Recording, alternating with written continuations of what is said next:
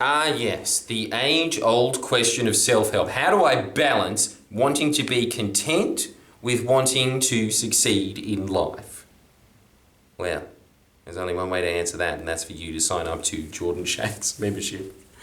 They give me $2 for each video that I upload on there, unquestioningly, and sometimes I might just indirectly answer you. Like and subscribe as well. I have a very good piece of advice for you. It stems from Tony Robbins' 6 Human Needs. Do you want to go through them again? I think you do, because you probably don't remember them, do you? Neither do I. I'm pretty much just stalling for time as I try and extend them out of the recesses of my mind. Here we go. First one. Certainty and uncertainty, just the yin and yang of life. And these are the 4 needs that you will get met by some vehicle in some way. Everybody does. Certainty and uncertainty. Some people's uncertainty is, I'm making a cake. Some people's uncertainty is, I'm robbing a bank. And that rhymes. I wonder if that makes people think it's more true, because they're like, well, it's like the very basic layer of cleverness, so it'd have to be correct, right? Yeah, so that's like uncertainty and then certainty. Some people get certainty. You could be homeless and still get certainty, because as long as I got old Blanky here, I'm all right. And then some people, to be certain, they feel certain they need to make $50 million a year. It all depends. Then you have significance and connection.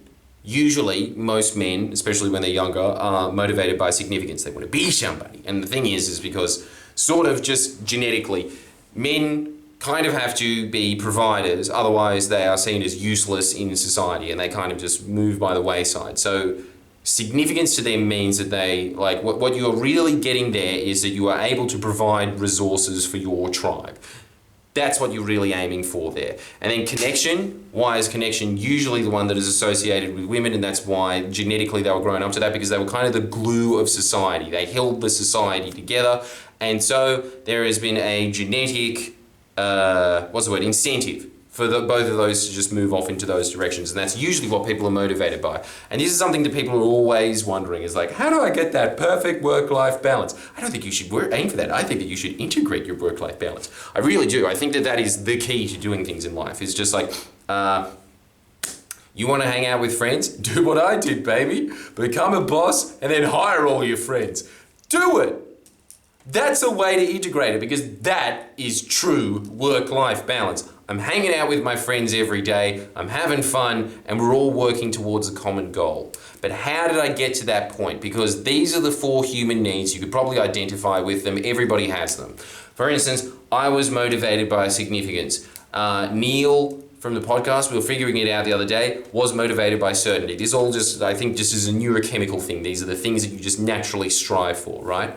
What I think that everybody should be aiming towards to get that work-life balance to work is to go for the last 2, which are your spiritual needs, which are growth and contribution.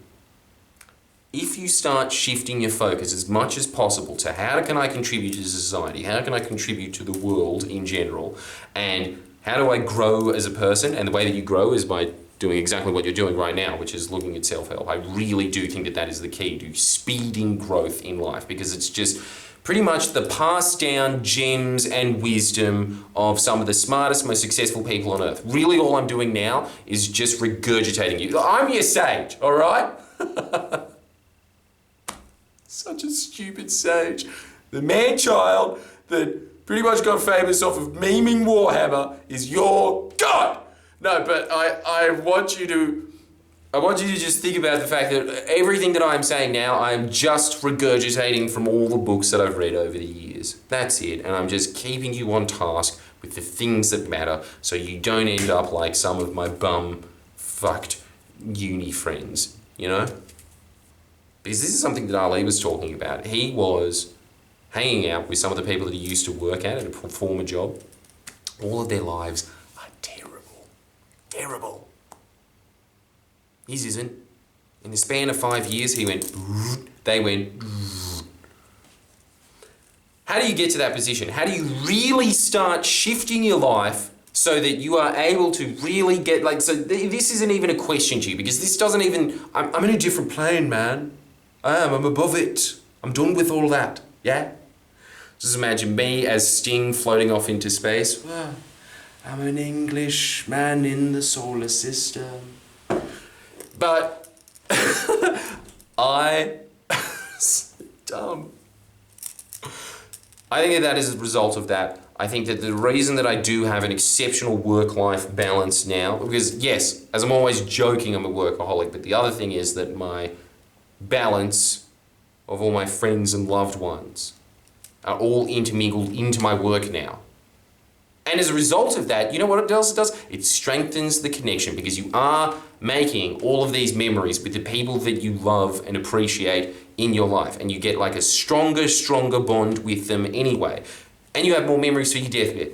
And you have created something great because you're all putting everyone into one direction to make a bigger picture than you. Something that is, you know, as we were saying, contributing. So these things start working on each other. If you start shifting it to your two go-to needs being, how do I contribute more? How do I grow more as a person? Everything else in life after that sort of just, life starts rewarding you. As soon as you're on that path of constantly trying to contribute, constantly trying to grow as a person, good things start happening to you. I know from experience, but I do. And when you are seeking significance, you will get significance. But at what price? You won't have connection. And if you're seeking connection, what do you get? Well, you just have the balance part. You have the life part. You don't have the work. You don't have the accomplishments in life. You don't feel fulfilled. Because the other thing is that there is something to say about wanting to just put your fucking hat on something and say, I built that. At the end of the day, there is a lot of self-satisfaction that comes from that.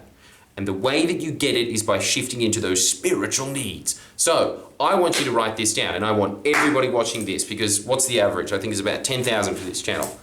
If 10,000 of you shifted what you are doing to growth and contribution, God, Australia would be a better place. Because most people, I don't know if you figured this out, are leeches. All they do is think about themselves and what they can get.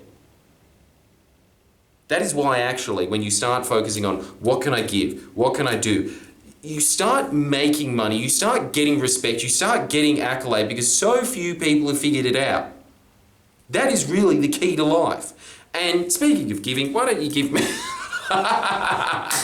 Jordan Shanks, give me goddamn $2 membership. Get this reminder, but just for free money anyway, like just free money. For free, I'm giving you this piece of advice. Like and subscribe, by the way, but I will give you this piece of advice. Write down in your notebook, put it up on your wall, growth and contribution, those two words. Tony Robbins figured it out. I want you to write down, just so you are enforcing it in your mind every day. How did I grow? How did I contribute? You should be asking yourself that while you're sleeping. Remember how we went through that little sleeping ritual? You don't, do you? But you would if you were a member of Jordan Shanks. Oh, snoozy lose. You, if you don't do that, I think that, yeah, like everything just kind of starts being more separated. That really is the way to stick everything together and magnify life. You start focusing on those two things. When you go to sleep, just when you're thinking about your vision, the big things that you want in life, the second thing that I want you to do is think, how did I grow today? How did I contribute? It doesn't matter if it's small. The point is that you're starting to build habit. Even if it's the squeegee guy going, can I have 10 cents? Like pretty much be a lot. See, how did you contribute today? You could sign up to Jordan Shanks. Yeah, you know, $2. But even if that is the thing, you just say, yep, I did that today. I contributed in that small way. How did I grow today? Oh, I read a quote on Instagram. I thought, oh, that's nice. It doesn't matter what it is. I want that to just be the first thing that your mind goes to. Growth and contribution. Thank you so much. Like and subscribe.